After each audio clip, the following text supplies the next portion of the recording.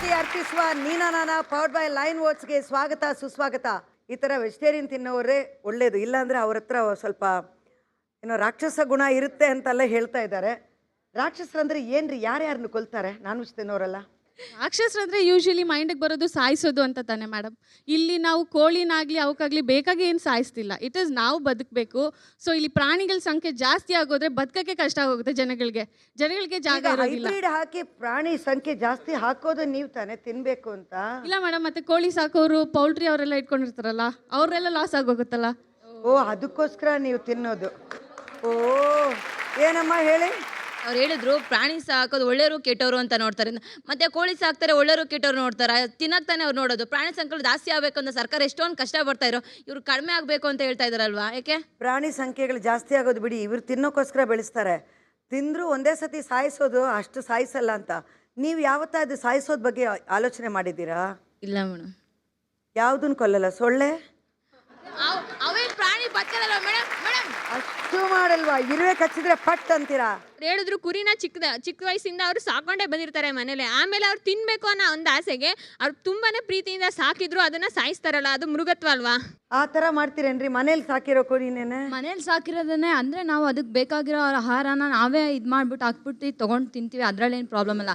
ಈಗೆಲ್ಲ ತರಕಾರಿ, ಹಣ್ಣು, ಹಂಪ್ಲ ಎಲ್ಲ ಇವಾಗ ತಿಂತಿದ್ದೀವಲ್ಲ, ಅದೆಲ್ಲ ಪೂರ್ತಿ ಹೈಬ್ರಿಡ್ ಆಗಿದೆ. ಅದರಿಂದ ಹಾರ್ಮೋನ್ ಇಂಬ್ಯಾಲೆನ್ಸ್ ಆಗಿ ನಮಗೆ ಬೇರೆ ಥರ ತೊಂದರೆಗಳು ಜಾಸ್ತಿ ಆಗ್ತಿದೆ. ಅದರಿಂದ ವೆಜಿಟೇಬಲ್ಸ್ ಈಗ ನಾನ್ ವೆಜಿಟೇರಿಯನ್ ತಿಂದ್ರೆ ತೊಂದರೆನೇ ಬರಲ್ವಾ? ತೊಂದರೆ ಬರುತ್ತೆ. ಆದರೆ ವೆಜ್ಜಿಂದ ಈಗ ಬರ್ತಾ ಇದೆಯಲ್ಲ, ಈಗೆಲ್ಲ ಹೈಬ್ರಿಡ್ ಆಗಿರೋದ್ರಿಂದ ವೆಜ್ಜಿಂದ ಜಾಸ್ತಿ ಪ್ರಾಬ್ಲಮ್ಸ್ ಬರ್ತಿದೆ.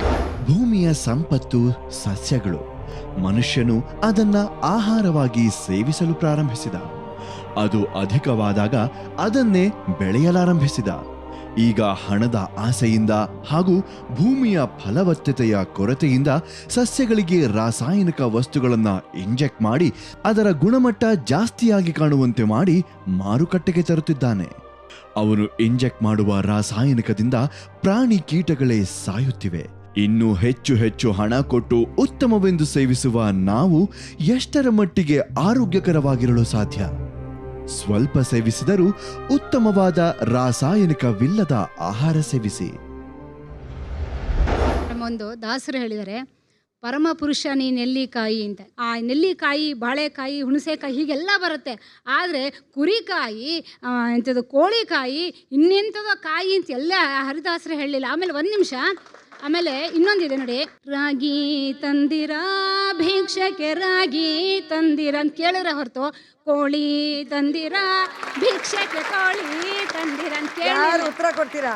ಹಲೋ ಮೇಡಮ್, ಇವರು ಯಾವ ಅನಾದಿ ಕಾಲದಲ್ಲಿದ್ದಾರೆ? ರಾಗಿ ತಂದಿರ ರಾಗಿ ಆದ್ರೆ ಇಷ್ಟ ಆಗ್ಬಹುದು, ಕೋಳಿ ಇಷ್ಟ ಆಗಕ್ಕಾಗಲ್ಲ. ಆದ್ರೆ ಇವಾಗ ನಮ್ಮ ಮಾಲಾಶ್ರೀ ಅವ್ರು ಆಗ್ಲೇ ಹೇಳಿ 10-15 ವರ್ಷ ಆಗೋಯ್ತು. ಕೋಳಿಗೆ ಖಾರ ಮಸಾಲೆ ಅಂತ ಹೇಳೋದ್ರು, ರಾಗಿಗೆ ಏನು ಹೇಳಿರ್ಲಿಲ್ಲ ಅವರು. ಆದ್ರೆ ಆಮೇಲೆ ಮತ್ತಿನ್ನೊಂದು, ಜೀವನೇ ತೆಗಿಯಲ್ಲ ಅಂತಾರಲ್ಲ. ಹಂಗಾರೆ ಒಂದು ಗಿಡನ ಹಾಕ್ಬಿಟ್ಟು ಬಿಟ್ಬಿಡ್ರಿ, ಅದಾಗದು ಸಾಯ್ಲಿ. ನೀವ್ಯಾಕೆ ಮುಟ್ತೀರ ಅದನ್ನ? ಉಪವಾಸ ಇರ್ರಿ, ಅದ್ ಬಿಟ್ಬಿಟ್ಟು ತಿನ್ನಕ್ ನಿಮ್ಮ ಬಳಕೆ ಮಾತ್ರ. Valid question. ವೆಜಿಟೇರಿಯನ್ಸ್ ಇದಕ್ಕೆ ದಯವಿಟ್ಟು ಹೇಳಿ, ದಯವಿಟ್ಟು ಹಿಂದೆ ಕೊಡಿ. ಗಿಡನ ನಾವು ಕಟ್ ಮಾಡ್ತೀವಿ, ಅದು ತಿರ್ಗಾ ಸಿಗುತ್ತೆ. ಇವರು ಕುರಿನ ಕಟ್ ಮಾಡ್ತಾರೆ, ಅದ್ರ ತಲೆ ಮತ್ತೆ ಬರುತ್ತೆ. ಎಕ್ಸಾಕ್ಟ್ಲಿ ಒನ್ ಹಾರ್ಮೋನ್ ವಿಷಯ ಬಂತು. ಅದಕ್ಕೆ ಪ್ರಾಣಿಗಳನ್ನ ಕೊಲ್ಲಬೇಕಾದ್ರೆ ಅದರ ಬಾಡಿಲಿ ಹಾರ್ಮೋನ್ಸ್ ಎಲ್ಲ ನೆಗೆಟಿವ್ ಹಾರ್ಮೋನ್ಸ್ ಬರುತ್ತೆ. That's a right point. ಅದು ಅವ್ರಿಗೆ ತುಂಬಾ ಅಫೆಕ್ಟ್ ಮಾಡುತ್ತೆ. ಅದಾದ್ರೆ ಅವ್ರು ಹೇಳ್ತಾರೆ. ಆಮೇಲೆ ಅವ್ರು ಇನ್ನೊಂದು ಪಾಯಿಂಟ್ ಹೇಳಿದ್ರು, ನಾವು ತೊಳೆದು ತಿಂತೀವಿ, ಇದು ಮಾಡ್ತೀವಿ, ವಾಸನೆ ಎಲ್ಲ ಹೋಗಿಸ್ತೀವಿ ಅಂತ. 1 kg ಮಾಂಸನ ಸಂಸ್ಕಾರ ಮಾಡೋದಕ್ಕೆ ಒಬ್ಬ ಮನುಷ್ಯ 6 ತಿಂಗಳು ಸ್ನಾನ ಮಾಡೋಷ್ಟು ನೀರನ್ನ ವ್ಯಯ ಮಾಡ್ತಾರೆ ಅವರು. ಹಲೋ, ಒಂದು ನಿಮಿಷ ಹಿಂದ್ಗಡೆ ಯಾರಿಗಾದ್ರೂ ಕೊಡಿ ಅದನ್ನ. ಅವ್ರಾಗ್ಲೇ ಕೇಳಿದ್ರು, ಹಾಗಾದ್ರೆ ಸೊಳ್ಳೆ ಸಾಯಿಸೋದು ಪಾಪ ಅಲ್ವಾ ಅಂತ. ನೋಡಿ, ಯಾವಾಗಲೂ ಕೂಡ ಜೀವ ವಿಕಾಸದ ಹಂತಕ್ಕೆ ಹೋಗ್ತಾ ಇರುತ್ತೆ. ಒಂದು ಸ್ವಲ್ಪ ಆಲೋಚನೆ ಮಾಡಿ ನೋಡಿದ್ರೆ, ನಮ್ಮ ಮನೇಲಿ ಸಿಗರೇಟಲ್ಲಿ ಕೂಡ ಬೆಂಕಿ ಇರುತ್ತೆ, ಆರ್ತಿಯಲ್ಲಿ ಕೂಡ ಬೆಂಕಿ ಇರುತ್ತೆ. ಎರಡೂ ಬೆಂಕಿನೇ. ಮನೇಲಿ ಒಲೆಯಲ್ಲಿ ಕೂಡ ಬೆಂಕಿ ಇರುತ್ತೆ, ಎಲ್ಲವೂ ಬೆಂಕಿನೇ. ಆದರೆ ಒಲೆದನ್ನು ಅಡುಗೆ ಮಾಡೋದಕ್ಕೆ ಬಳಸ್ತೀವಿ, ಒಂದನ್ನು ಕಣ್ಣಿಗೆ ಒತ್ಕೊಳ್ತೀವಿ, ಒಂದಕ್ಕೆ ಪೂಜ್ಯ ಸ್ಥಾನ ಕೊಡ್ತೀವಿ, ಒಂದನ್ನು ಭೋಗಕ್ಕಾಗಿ ಬಳಸ್ತೀವಿ ಸಿಗರೇಟನ್ನು. ಹಾಗೆ ಜೀವ ಅದು ಕೂಡ ಅಷ್ಟೇ, ತುಂಬ ಕೆಳಗಿನ ಹಂತದ ಒಂದು ಜೀವ ಇರುತ್ತೆ. ಅದರಿಂದ ತೊಂದರೆ ಇದೆ. ಅದು ಸಾಯಬೇಕು ಅಂತ ಆದಾಗ ಅದನ್ನು ಕೊಲ್ತೀವಿ. ಮತ್ತೊಂದು ಹೇಳ್ತೀರಿ ನೀವು, ಏನು ಅಂದರೆ ಹಾರ್ಮೋನಿನ ಬಗ್ಗೆ ಅವರು ಮಾತಾಡ್ತಾ ಇದ್ರು. ನಾನು ಬಹಳ ಹಿಂದೆ ಒಂದು ಆರ್ಟಿಕಲ್ ಓದ್ತಾ, ಅಡ್ರಿನಾಲಿನ್ ಅನ್ನುವಂಥ ಒಂದು ಇದು ಸೆಕ್ರಿಟ್ ಆಗೋದ್ರಿಂದ ಮಾತ್ರ ಮಾಂಸಕ್ಕೆ ಯಾವ ಒಂದು ಟೇಸ್ಟ್ ಬರುತ್ತಲ್ಲ, ಆ ಟೇಸ್ಟ್ ಬರುತ್ತೆ. ಅದು ಸೆಕ್ರಿಟ್ ಆಗಬೇಕು ಅಂತ ಎಷ್ಟು ಹಿಂಸೆ ಕೊಡ್ತಾರೆ ಅಂದರೆ, ಅದಕ್ಕೆ ಶಾಕ್ ಟ್ರೀಟ್ಮೆಂಟ್ ಕೊಡ್ತಾರೆ, ಭಯಂಕರ ಕರೆಂಟಿನ ಶಾಕ್ ಟ್ರೀಟ್ಮೆಂಟ್ ಕೊಡ್ತಾರೆ. ಅಷ್ಟೇ ಅಲ್ಲ, ಹ್ಯಾವ್ ಸೀನ್ ಎ ವಿಡಿಯೋ ಪ್ರಾಣಿಗಳಿಗೆ Cut ಮಾಡಕ್ ಮುಂಚೆ. ಲಿಟ್ರಲಿ. ಮತ್ತೆ ಅವುಗಳನ್ನ ನೇರವಾಗಿ ಅಬ್ರಾಡ್ ಆರ್ ಹಿಯರ್?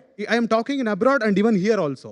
ಕೆಲವು ಕಂಪನಿಗಳಿದಾವೆ, ಆ ಕಂಪನಿಗಳು ಏನು ಮಾಡ್ತಾವೆ ಅಂದರೆ ಮಾಂಸದ ವ್ಯಾಪಾರವನ್ನು ಮಾಡ್ತಾವೆ. ಅದು ಯಾವ ಥರ ವ್ಯಾಪಾರ ಮಾಡ್ತಾವೆ ಅಂದರೆ ಆ ಕಂಪನಿಯ ಮಾಂಸ ಬೇರೆ ಎಲ್ಲ ಮಾಂಸಗಳಿಗಿಂತ ತುಂಬ ರುಚಿಯಾಗಿರುತ್ತೆ. ದ ರೀಸನ್ ಈಸ್ ಅವರು ಜೀವಂತ ಇದ್ದಾಗ ಪ್ರಾಣಿಯ ಚರ್ಮವನ್ನು ಸುಲಿತಾರೆ.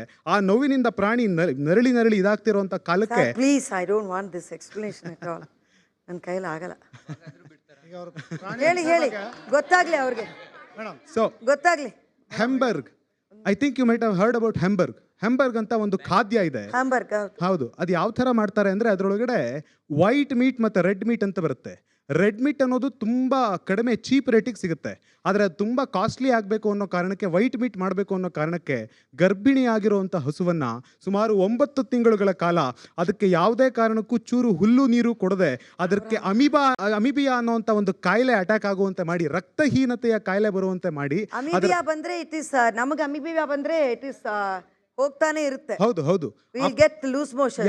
ಅದನ್ನು ಕೊಡೋದು ಅವಳು. ಹೌದು. ಆ ಪ್ರಾಣಿಗಳಿಗೆ ರಕ್ತಹೀನತೆ ಆಗುವಂತೆ ಮಾಡಿ ಆ ಇಡೀ ಪ್ರಾಣಿಯ ಮಾಂಸ ಬಿಳಿ ಆಗುವಂತೆ ಮಾಡ್ತಾರೆ. ಆ ಕರು ಹುಟ್ಟಿದ 14 ಗಂಟೆಗಳ ಒಳಗಡೆ ಆ ತಾಯಿಯಿಂದ ಆ ಕರುವನ್ನು ಬೇರೆ ಮಾಡಿ ಅದನ್ನು ಕತ್ತರಿಸ್ತಾರೆ. ಆ ತಾಯಿ ಹೆಂಗೆ ಆಡ್ತಿರುತ್ತೆ ಅಂದರೆ ಹುಚ್ಚ ಹಸು ಆಗಿ ಎಲ್ಲ ಕಡೆ ತಿವಿದಾಡುತ್ತೆ, ಎಲ್ಲ ಕಡೆ ಓಡಾಡ್ತಿರುತ್ತೆ ಆ ಹಸು. ಆ ಹಸುವಿನ ನೋವು ನಿಮ್ಗೆ ಯಾವತ್ತಾದರೂ ಅರ್ಥ ಆಗಿದ್ರೆ ಖಂಡಿತವಾಗಿಯೂ ನೀವು ಮಾಂಸಾಹಾರದ ಬಗ್ಗೆ ಅಂತೂ ಮಾತಾಡಬಾರ್ದು. ಬೀಫ್ ತಿಂದಿರೋರು ಯಾರು? ನೀವು ಬೀಫ್ ತಿಂದಿದ್ದೀರಾ? ಸಾವಿರಕ್ಕೊಂದು ಲಕ್ಷಕ್ಕೊಂದು ವಿಡಿಯೋ ಕ್ಲಿಪ್ ನೋಡ್ತಾ ಇದ್ದೀರಾ. ನೀವು ಹೇಳ್ತಿದ್ದೀರಾ ಅಬ್ರಾಡ್ ಅಂಡ್ ಈವನ್ ನಾವು ಇವಾಗ ಇಲ್ಲಿ ಅಂತ ಹೇಳ್ತಾ ಇದ್ದೀರಾ ಹೊರತು ನಾವು ಇನ್ನೂ ಆ ಥರ ಯಾವುದು ರೂಢಿ ಮಾಡಿಲ್ಲ. ಮಾಂಸ ತಗೊಂತೀವಿ ಅಂತ ಹೇಳಿದ್ರೆ ಅದಕ್ಕೋಸ್ಕರನೇ ಕುರಿ ಸಾಗಾಣಿಕೆ ಅಂತ ಹೇಳಿ ಸಾಕ್ತೀವಿ, ಅದನ್ನು ಸಾಕಿರೋರು ತಂದು ಮಾರ್ತಾರೆ, ಅದನ್ನು ಪರ್ಚೇಸ್ ಮಾಡ್ತೀವಿ, ಆಮೇಲೆ ಕಟ್ ಮಾಡ್ತೇವೆ ಹೊರತು ಇವ್ರು ಹೇಳೋ ಥರ ಶಾಕ್ ಟ್ರೀಟ್ಮೆಂಟ್ ಕೊಡೋದು ಇಲ್ಲ ಅದಕ್ಕೊಬ್ಬರು ಚಿತ್ರಹಿಂಸೆ ಕೊಡೋದು ಯಾರೂ ಇಲ್ಲ. ಇನ್ನೊಂದು ಅಬ್ಸರ್ವ್ ಮಾಡಿರಬೇಕು, ನೀವು ಕಟ್ ಮಾಡಬೇಕಂದ್ರೆ ಡೈರೆಕ್ಟ್ ತಲೆ ಕಟ್ ಮಾಡ್ತಾರೆ ಹೊರತು ಫಸ್ಟು ಕಾಲ್ ಕಟ್ ಮಾಡೋದು ಇಲ್ಲ ಬಾಲ ಕಟ್ ಮಾಡೋದು ಎಲ್ಲೂ ಇಲ್ಲ. ಯಾಕೆ ಅಂತ ಹೇಳ್ತೀನಿ ಕೇಳಿ, ಹಿಂಸೆ ಕೊಡಬೇಕು ಅಂತಲ್ಲ, ಎಲ್ಲ ಕಡೆನೂ ಅದೇನೆ ಮೇಡಮ್. ನೀವು ಪಕ್ಕದಲ್ಲಿ ಕೊಡಿ. ಇವಾಗ ನಿಮಗೆ ತುಮಕೂರು ಡಿಸ್ಟಿಕ್ ಎಲ್ಲರಿಗೂ ಗೊತ್ತೇ ಇರ್ಬೋದು. ಸೊ ಅಲ್ಲಿ ಒಂದು ಗ್ರಾಮದಲ್ಲಿ ಒಂದು ಹಬ್ಬ ಅಂತ ಮಾಡ್ತಾರೆ. ಸೊ ಆವಾಗ ಒಂದು ತುಂಬ ದೊಡ್ಡ ಬಫೆಲೋನ ಕಟ್ ಮಾಡ್ತಾರೆ. ಅದನ್ನು ನೋಡೋದಕ್ಕೆ ಸಾಧ್ಯ ಇಲ್ಲ. ಅದನ್ನು ಹಂಗೆ ಕಟ್ ಮಾಡಿಬಿಟ್ಟು ಅದನ್ನೇನು ಮಾಡ್ತಾರೆ, ಊತಾಕಬೇಕು. ಇಲ್ಲ ಅಂದರೆ ಅವರು ಅದನ್ನ ತಿಂತಾರೆ. ಏನಕ್ಕೆ ತಿಂತಾರೆ? ರಕ್ತ ಕುಡಿತಾರಮ್ಮ ಹಿಂಗೆ ಹಿಡ್ಕೊಂಡು. ವಿಲೇಜಲ್ಲೆಲ್ಲ ಮಾಡ್ತಾರೆ. ಅಲ್ಲ ದೇವ್ರಿಗೋಸ್ಕರ ಕಟ್ ಮಾಡ್ತಾರೆ. ಅಲ್ಲ ಮರಿ, ಅದು ತಿನ್ನೋಕ್ಕೋಸ್ಕರ ಮಾಡೋದಲ್ಲ, ಬಲಿ ಕೊಡೋದಿಂದ ಬರೋದು. ಅದೆಲ್ಲ ಬಲಿಯಲ್ಲಿ ಬರುತ್ತೆ ಅದೆಲ್ಲ. ಇಲ್ಲ, ಅದನ್ನ ಬಲಿ ಕೊಡ್ತಾರೆ, ಬಲಿ ಕೊಟ್ಟು ತಿಂತಾರ್ತಾನೆ. ದೇವ್ರು ಹೇಳಿದ್ದಾರೆ ನನ್ಗೆ ಬಲಿ ಕೊಡಿ ತಿನ್ನಿ ನೀವು ಅಂತ. ಯಾರು ಯಾವ ಶಾಸ್ತ್ರದಲ್ಲೂ ಹೇಳಿಲ್ಲ. ಈಗ ಆಹಾರ ಸರಪಳಿ ಅನ್ನೋದು ಇದೆಯಲ್ವಾ, ಅದು ಮಾನವ ಈ ಭೂಮಿ ಮೇಲೆ ಇರ್ತಕ್ಕಂಥ ಸಕಲ ಜೀವಿಗಳಿಗೂ ಬೇಕೇ ಬೇಕು. ಆದ್ದರಿಂದ ಒಂದು ಪ್ರಾಣಿಯನ್ನು ಇನ್ನೊಂದು ಪ್ರಾಣಿ ತಿನ್ನಲೇಬೇಕು. ಈ ಒಂದು ಬ್ಯಾಲೆನ್ಸ್ ಆಗಲೇಬೇಕು.